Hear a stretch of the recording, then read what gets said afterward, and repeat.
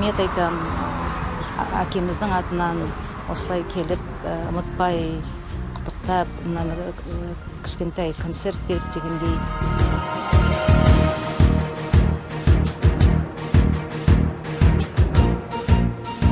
Желаю, чтобы было так всегда.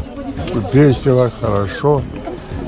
И настроение у всех было бы хорошее, работали бы. Основное надо работать. Работать молодежи. Благодарим акимат, благодарим духовой оркестр за то, что в такое непростое для страны время выбрали время, приехали, поздравили нашего дедушку. Это наша гордость.